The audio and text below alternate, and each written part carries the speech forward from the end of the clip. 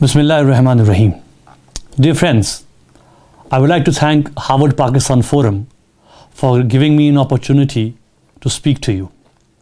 I would have very much liked to be there amongst you to interact and share my views and concerns. As I speak to you, I have once again been placed under house arrest for the past 1 month. Arbitrary curbs and restrictions are a regular feature of the state against me. During the past 27 years, at the whim and will of the state, in defiance of all international laws and in violation of basic human rights, I am repeatedly arrested or detained and even prevented from offering Friday prayers. For the past 6 years, I have not been allowed to offer Eid prayers. My passport stands impounded for many years now to prevent me from reaching out to the world community.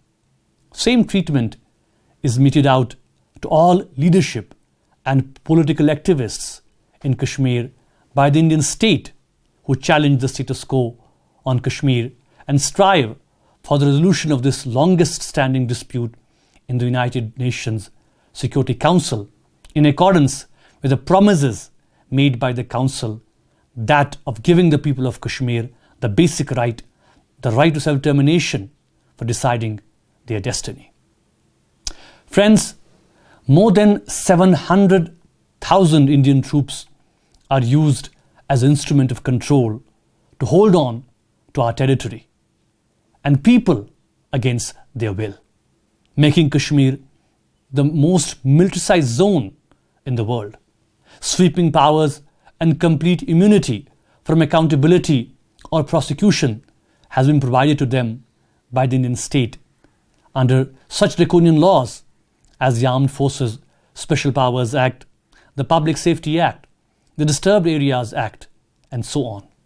The result of this unbridled power and immunity given to the troops has been mayhem and massacre across the length and breadth of the valley over the past 70 years in general and the last 30 years in particular, when the people's struggle for self-determination became an open revolt against occupation. More than 100,000 people killed, tens of thousands disappeared, tortured, maimed, blinded, hundreds languishing in jails, women dishonored, natural resources plundered, economy shattered. Friends, humiliation and harassment at the hands of the forces is an everyday occurrence in the life of an ordinary Kashmiri. Kashmir is a classic case of occupation. All forms of repression are in place. There is no scope and space for peaceful means of resistance or protest. Human rights violations and state threats to people keep touching new low daily. Communication links with the outside world are repeatedly snapped to block flow of information. Most Indian media has become an extension of the state and its propaganda machinery. Friends, India has virtually declared a war against the people of Kashmir. Repeated mass uprisings in 2008, 2009 and 2010, or in the most bloody summer of 2016, are met with same response: ruthless repression. Year 2016 saw the state crushing us and our resistance to its unprecedented brutality. In 4 months, 120 civilians, mostly children and teenagers, were shot dead. Over 17,000 injured, with many losing their limbs. Over 1,000 people blinded by directly firing pellet guns at them, and more than 20,000 youth arrested. The repression continues unabated, with loss of life and limb almost on a daily basis, arbitrary arrests and detentions, torture of youth on a daily basis as a part of the state policy to tame people. As a consequence, our fourth generation since 1947, born and raised in such repressive environment, is getting impatient and hitting the street with fatal consequences as they are shot and killed. It is also pushing many among our educated youth to a part of armed resistance, when again they get killed by the forces. both situations are a matter of grave concern and worry for us as we are losing our future generation. Recently again, we were made to go through the drill of so-called elections to the Indian Parliament. On the day of polling, 8 youth were shot dead and hundreds injured by the troops. As the youth came out on the streets to resist, with less than 7% voting, the rejection of Indian occupation and political system is clear. Although the UN Security Council repeatedly made it clear in 1951 and 1959 that elections in Kashmir had no bearing on the disputed nature of Kashmir, which has to be resolved through a referendum. The Government of India exploited these so-called elections internationally as an expression of people's opinion in its favor, which has been completely deflated. Friends, as you are aware, the issue of Kashmir is primarily about the people of Kashmir and their right to self-determination. Our struggle is rooted in a quest for justice and dignity.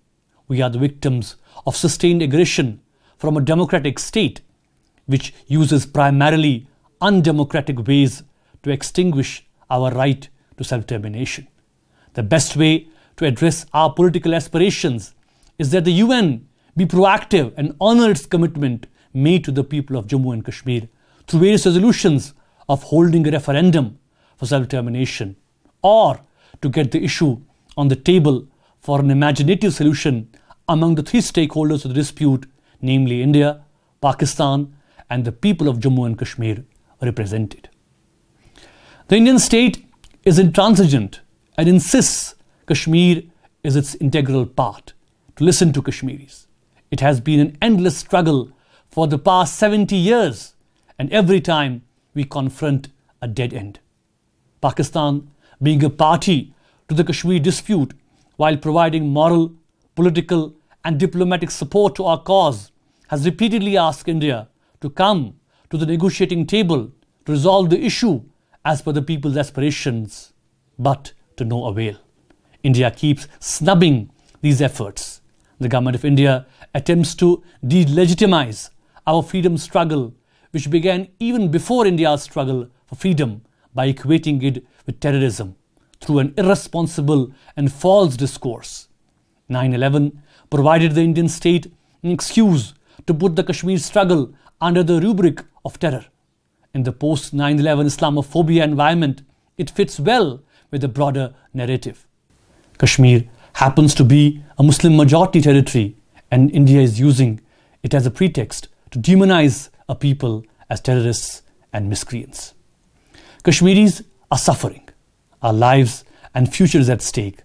Kashmir is akin to a tinderbox at present, with extreme volatility in the political situation, and without timely intervention by the world community, the consequences are bound to be ghastly and catastrophic. Thank you very much.